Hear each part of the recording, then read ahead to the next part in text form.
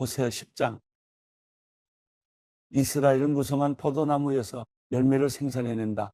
그의 열매가 점점 많아지자 그는 제단을 더 많이 만들었다. 그의 땅이 번성하자 그들이 돌기둥 우상을 더 많이 만들었다. 그들의 마음이 거짓되니 이제 그들이 죗값을 감당해야 한다. 그분이 그들의 제단들을 부수고 그들의 돌기둥 우상들을 무너뜨릴 것이다. 그러고 나면 그들이 말할 것이다. 우리에게 왕이 없는 것은 우리가 여호와를 두려워하지 않았기 때문이다. 그러나 그 왕이 우리를 위해 무엇을 했겠느냐? 그들이 많은 말을 하면서 헛된 맹세를 하고 언약을 맺었다. 그렇게 박고랑의 독처처럼 심판이 여기저기에서 일어날 것이다. 사마리아 사람들이 베다웬의 송아지 우상 때문에 두려워할 것이다. 그의 백성들이 그 우상을 두고 통곡하고 그 우상의 영광을 기뻐하던 제사장들도 마찬가지일 것이다. 그 우상의 영광이 그들로부터 떠나갔기 때문이다. 더구나 그 우상은 야레 왕을 위한 선물로서 아시리아로 옮겨질 것이다. 에브라임은 수치를 당하고 이스라엘은 그들의 우상들 때문에 부끄럽게 될 것이다. 바다수면 위의 물거품처럼 사마리아와 그 왕은 사라질 것이다. 이스라엘의 죄의 상징인 아웬의 산당들이 부서질 것이다. 그들의 제단 위에 가시와 엉겅퀴가 자라날 것이다. 그들이 산들에게 말할 것이다. 우리를 덮어버리라. 언덕들에게 말할 것이다. 우리 위에 무너지라. 이스라엘아, 기브아의 시대부터 내가 죄를 지었다. 그곳에 그들이 남아있다. 거기에서부터 이미 나를 거슬렀는데 어찌 전쟁이 기브아에 있는 불의의 자손들에게 미치지 않겠느냐? 내가 원하는 때 내가 그들을 징계할 것이다. 민족들이 그들에게 대적해 모여서 그들의 두 제목으로 그들을 구속할 것이다. 에브라임은 곡식 밟기를 좋아하는 길들인 암소 같아. 그러나 내가 그의 아름다운 목에 멍에를 씌울 것이다. 내가 에브라임의 마구를 채울 것이다. 유다가 밭을 갈고 야곱이 썰매질을 할 것이다. 내 스스로 의의 씨앗을 심고 인의 열매를 거두며 묵은 땅을 잘 갈아라. 지금이 여호와를 찾을 때다. 마침내 그분이 와서 의의 비를 너희에게 내릴 것이다. 너희가 사악함을 심었고 죄악을 거둬들였으며 거짓의 열매를 먹었다. 너희가 너희 방법과 너희의 많은 농사들을 의지했기 때문이다. 그러므로 내 백성들 가운데 소동이 일어나고 내 모든 요새들이 황폐하게 될 것이다. 마치 전쟁의 날에 살만이 베다벨을 황폐하게 했던 것처럼 그때 어머니가 자기 자식들 위로 내던져졌다.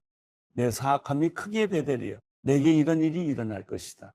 새벽동이 트면 이스라엘 왕이 완전히 멸망할 것이다. 호세아 11장. 이스라엘이 어린아이였을 때 내가 그를 사랑했고 이집트에서 내 아들을 불러냈다. 그러나 내가 그렇게 부르면 부를수록 그들은 내게서 떠나갔다. 그들이 바알에게 제물을 바쳤고 우상들에게 희생제물을 태워 바쳤다. 내가 그의 팔을 붙잡고 에브라임에게 걸음마를 가르쳤다. 그러나 내가 그들을 치료해 줬음을 그들은 알지 못했다. 내가 그들을 인간의 줄로 사랑의 끈으로 이끌었고 그들의 목에서 멍에를 벗겼으며 그들에게 먹을 것을 주었다. 그들이 이집트 땅으로 돌아가지 않을 것이나 아시리아가 그들의 왕이 될 것이다. 그들이 돌아오기를 거부했기 때문이다. 칼이 그들의 성읍에서 춤을 추고 성문의 빗장들을 부수며 그들의 계략으로 인해 그들을 삼켜버릴 것이다. 내 백성이 내게서 등을 돌리기로 작정했다. 그들 모두가 지극히 높은 이를 소리내 부른다 해도 그가 그들을 일으켜 세우지 않을 것이다. 에브라임이여, 내가 어떻게 너를 포기하겠느냐? 이스라엘이여, 내가 어떻게 너를 넘겨주겠느냐? 내가 어떻게 너를 아두마처럼 하겠느냐? 내가 어떻게 너를 수보인처럼 만들겠느냐? 내 마음이 바뀌어 내 긍휼이 뜨겁게 솟아오른다. 내가 내 진노를 쏟지 않고 내가 다시는 에브라임을 멸망시키지 않을 것이다. 나는 하나님이고 사람이 아니면 내 가운데 있는 거룩한 신이기 때문이다. 내가 진노함으로 오지 않을 것이다. 그들이 여호와를 따라갈 것이며 그가 사자처럼 포효할 것이다. 그가 포효하면 그의 자손들이 서쪽에서부터 떨면서 나올 것이다. 이집트로부터 새들처럼 아시리아 땅으로부터 비둘기들처럼 그들이 떨면서 나올 것이다. 내가 그들을 각자의 집에서 살게 할 것이다. 여호와의 말이다. 에브라임이 거짓말로 이스라엘 족속이 속임수로 내 주위를 둘러쌌다. 그러나 아직도 유다는 하나님께 신실하시고 거룩하신 분께 반항하고 있다. 사도행전 23장. 바울은 공회를 똑바로 쳐다보며 말했습니다. 내 형제들이여, 나는 오늘까지 모든 선한 양심으로 하나님을 위해 살아왔습니다. 이 말에 대제사장 아나니아는 바울 곁에 서 있던 사람들에게 그 입을 치라고 명령했습니다. 그러자 바울이 그에게 말했습니다. 하나님께서 당신을 치실 것이요. 당신은 회칠한 무덤과 같소. 당신은 거기 앉아 율법에 따라 나를 심판하면서 도리어 당신 자신은 율법을 어기고 나를 치라고 명령하고 있지 않소. 바울 곁에 서 있던 사람들이 말했습니다. 어디 감히 하나님의 대제사장을 모욕하느냐? 바울이 대답했습니다. 형제들이여, 나는 그가 대제사장인 줄 몰랐습니다. 기록되기를 내 백성의 지도자를 모욕하지 말라고 했으니 말입니다. 그때 바울은 모인 사람들 가운데 일부가 사두개파이고 다른 일부는 바리새파임을 알고 공회에서 크게 외쳤습니다. 내 형제들이여, 나는 바리새파 사람이며 바리새파 사람의 아들입니다. 나는 지금 죽은 사람들이 부활할 것이라는 소망 때문에 재판을 받고 있습니다. 그가 이렇게 말하자 바리새파 사람들과 사두개파 사람들 사이에서 논쟁이 일어나 회중은 반으로 나뉘었습니다. 사두개파 사람들은 부활이 없으며 천사나 영도 없다고 주장하는 반면 바리새파 사람들은 그 모든 것을 인정했기 때문입니다. 그래서 큰 소동이 일어났습니다. 바리새파 율법학자 몇몇이 일어나 격렬하게 논쟁하며 말했습니다. 우리가 보니 이 사람은 잘못이 없어. 혹시 영이나 천사가 그에게 말한 것이라면 어쩌겠소? 논쟁이 점점 커지자 천부장은 바울이 그들에게 찢겨 죽지 않을까 염려해 군인들로 내려가 바울을 그들 가운데서 빼내 병영 안으로 데려가라고 명령했습니다.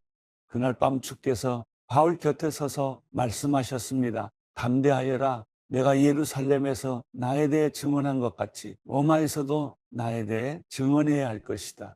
이튿날 아침 유대 사람들이 음모를 꾸미고 바울을 죽일 때까지는 먹지도 마시지도 않겠다고 맹세했습니다. 이러한 음모에 40명이 넘는 남자들이 가담했습니다. 그들은 대제사장들과 장로들에게 가서 말했습니다. 우리가 바울을 죽이기 전에는 아무것도 먹지 않겠다고 굳게 맹세했습니다. 그러니 여러분과 공회는 그 사건에 대해 우리가 더 정확히 알아보고 싶다는 핑계를 대고 그 사람을 여러분 앞에 데려올 수 있도록 천부장께 탄원해 주십시오. 그가 이곳에 도착하기 전에 죽일 수 있도록 준비해 두었습니다.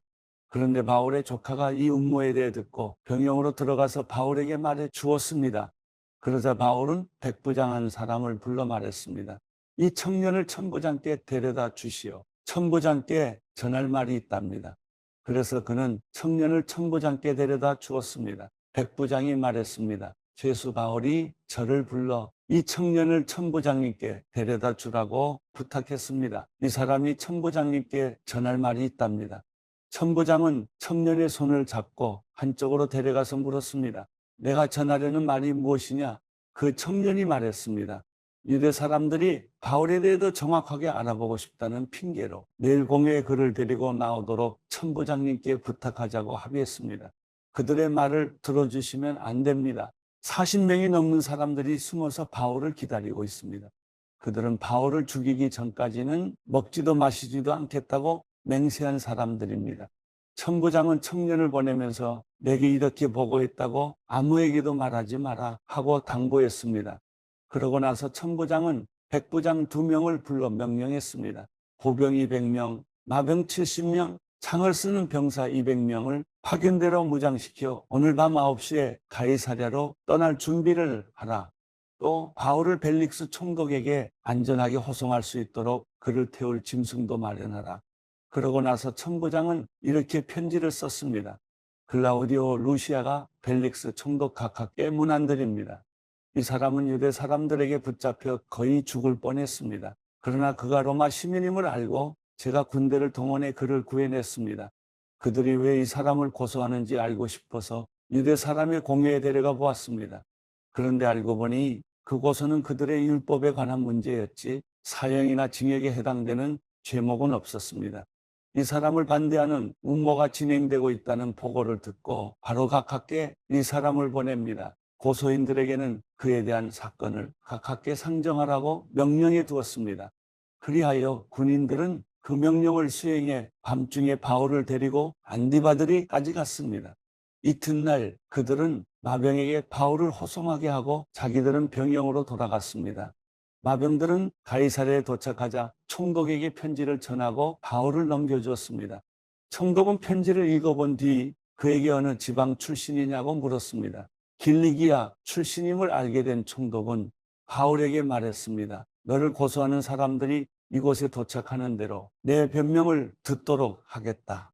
그러고 나서 그는 바울을 헤롯의 관저에 가둬 지키라고 명령했습니다.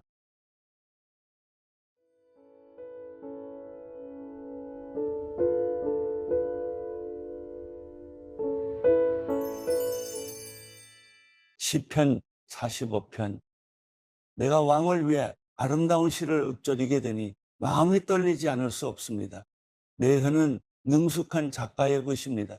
왕은 사람이 나온 이 가운데 가장 아름다운 분입니다. 왕의 입술 안으로 은혜가 쏟아졌으니 하나님께서 왕에게 영원한 복을 주셨습니다.